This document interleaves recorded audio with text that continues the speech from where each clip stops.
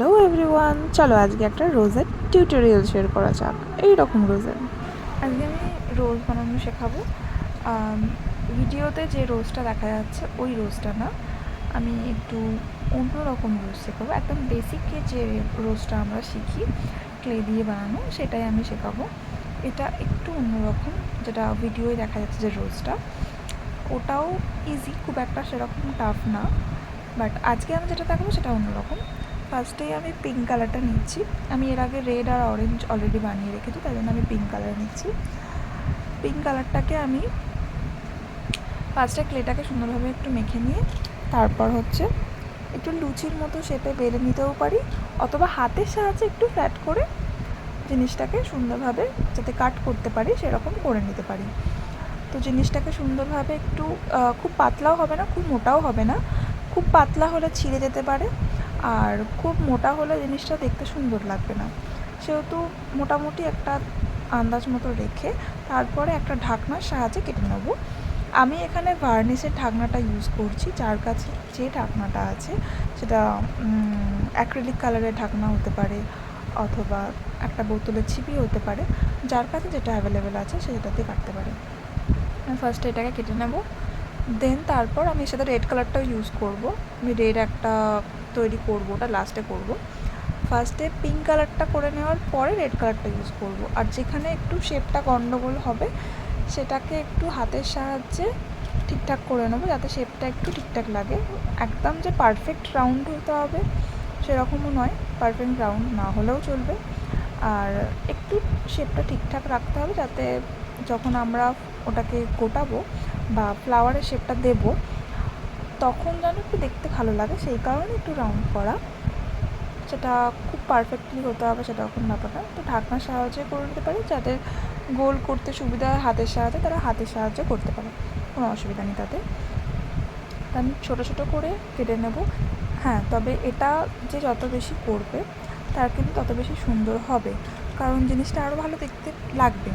তো আমি এখানে বেশি করব না, কমই করব। তো যদি কারোর ইচ্ছা হয় বড় করবে, আরও সুন্দরভাবে একটু করবে, আরও বেশি করতে পারে, অসুবিধা নেই, জিনিসটা আরও দেখতে সুন্দর লাগবে। তা আমি এখানে মোটামুটি 6-7টা মতো করে নেব। দেন তারপর হচ্ছে রেড কালারটাকে নিয়ে আবার রেড কালারে যতগুলো হবে 2 কি 3টে ওটা করব। রেডটা মিডলে দেবো আর পিঙ্ক কালারগুলো বাইরের দিকে দেবো। আর ক্লে যদি ঢাকনায় লেগে যায় হাত দিয়ে একটু মুছে নিয়ে তারপরে আবার কাটবো। আমি এখানে সবগুলো কেটে নিয়েছি। এবার হচ্ছে আমি বসাবো। ফার্স্টে হচ্ছে পিঙ্কটা, আর এখানে আমি একটা গন্ডগোল যেটা করেছি ওটা নিচে বসিয়ে ফেলেছি, যেটা জুড়ে গেছে। ওটা কিন্তু করলে হবে না, যেহেতু ওটা কেটে যেত তার জন্য আমি আর ওটাকে খুলিনি। এটা কিন্তু একটার উপর আর একটাকে চাপাতে হবে, যেটা আমার একটু গন্ডগোল হয়েছে। যেমন আমি বসিয়ে দিচ্ছি একটার উপর আর একটা, এরকমভাবে বসালে জিনিসটা দেখতে আরও ভালো লাগবে। একটু গন্ডগোল হলে সেটা কোনো অসুবিধা নেই, কারণ বোঝা যাবে না, কিন্তু একটার উপর আর একটাকে চাপালে জিনিসটা আরও দেখতে ভালো লাগে। আর যখন আমরা ওটাকে গোটাবো ফোল্ড করবো বলছি, যখন আমি ওটাকে একসাথে একটাকে রাউন্ড করে গোটাবো তখন জিনিসটাকে দেখতে আরও ভালো লাগবে। তো রেড কালারটা করার পরে তারপরে হচ্ছে ওটার সাথে সামনের দিকে ওটা বসিয়ে দেবো, আর পিছন পাটটা যেটা থাকবে সেটা ওরকমই থাকবে। ফার্স্ট হচ্ছে এই রেডটাকে নিয়ে ওটার সামনের দিকটা বসিয়ে দিতে হবে। ওটার উপরের দিকে পাট করে আমি একটু বসিয়েছি। ওটা যদি কেউ চায় তাহলে ওটা নিচের দিকে যেরকম উপরের উপর বসানো হচ্ছিলো সেরকম বসাতে পারে। তারপরে একটা ভাঁজ হালকা করে নিয়ে মুড়তে শুরু করব। খেয়াল রাখতে হবে যেন একটার সাথে আর একটা লেগে না যায়। ওই যে ফার্স্ট যে মোড়ানোটা হবে সেটা একটু খেয়াল করে মুড়তে হবে, কারণ দেখতে তবে ভালো লাগে। আর কাঁচির সাহায্যে বা যদি কারোর কাছে কিছু থাকে ছোটো, সেটার সাহায্যে একটুখানি জিনিসটাকে ভালোভাবে গুটিয়ে নিলে আর ভালোভাবে একটু ছড়িয়ে দিলে জিনিসটা দেখতে ভালো লাগবে আরও। আর ওই যে বললাম যতগুলো গোল করতে পারবো সেই অনুযায়ী দেখতে আরও জিনিসটা ভালো লাগবে, আর বেশ বড় হবে, দেখতে ভালো লাগে, খুব সুন্দর লাগে। আর লাস্টে কি করব, যখন ওটা কমপ্লিট হয়ে যাবে কাঁচির সাহায্যে একটু জিনিসটাকে বাইরের দিকে বার করব, কারণ একটু বোঝা যায় যাতে যে ওটা রোজ বলে। আর ওই যে অংশটা আছে ওটা থাকবে, তার উপরেই হচ্ছে কাঠিটা, তার সাথেই কাঠিটা আমরা দিয়ে দেবো। কাঠিটাকে ভালো করে ওটার সাথে করে নিয়ে গ্রিন কালার দিয়ে হচ্ছে কাঠিটাকে আমরা কভার করব। আগে ওটাকে ভালো করে জিনিসটাকে সুন্দরভাবে বসিয়ে নিতে হবে যাতে খুলে না যায়, কারণ দেখা যেতে পারে অনেক সময় হয় যে বসানোর পরে ওটা মাথা থেকে খুলে পড়ে যাচ্ছে কিছুতে একটা বসানোর পরে।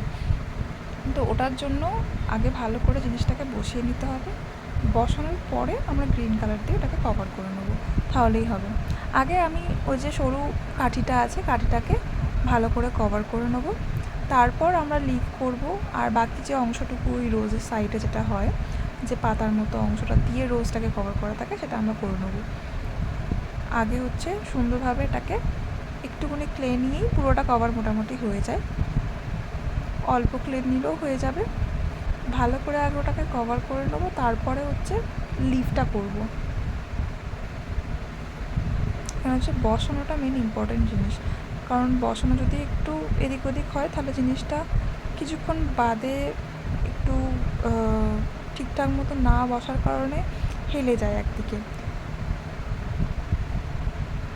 তারপরে হচ্ছে ওপরের ভাগের যে অংশটা মানে ফুলের যে নিচে গোড়ার দিকটা, ওই দিকটা করে হচ্ছে আমরা করে নেব ছোটো ছোটো লিফের মতো যেটাকে আঁকড়ে ধরে রাখে ফুলটা, সেটা আমরা করে নেব।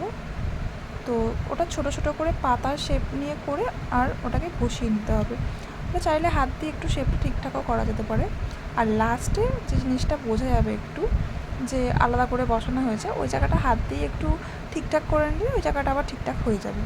তো এই রকমভাবে পুরো ফুলটাতে যতগুলো করার দরকার মনে হচ্ছে ততগুলো করে নিতে হবে।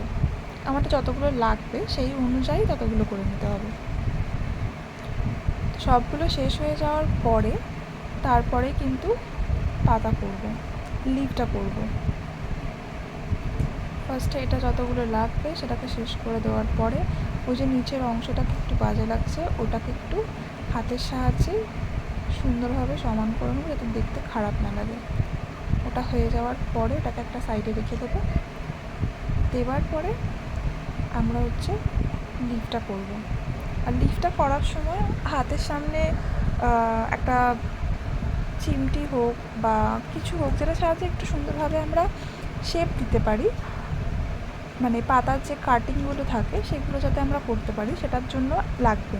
যেটা কাঁচির সাহায্যেও করতে পারি, ছোটো যে কাঁচিগুলো হয় সেই সাহায্যেও করা যায়, সেটা অসুবিধা হয় না। আর তাছাড়াও যে টুলগুলো দেয় এই ক্লেগুলোর সাথে, সেই টুলগুলো দিয়েও কিন্তু করা যায়। সেগুলো যদি থাকে সেগুলো দিয়েও করা যেতে পারে, কিন্তু আমি একটু সরু টাইপের জিনিসগুলো বেশি পছন্দ করি কারণ কাটিংটা খুব ভালো বোঝা যায়।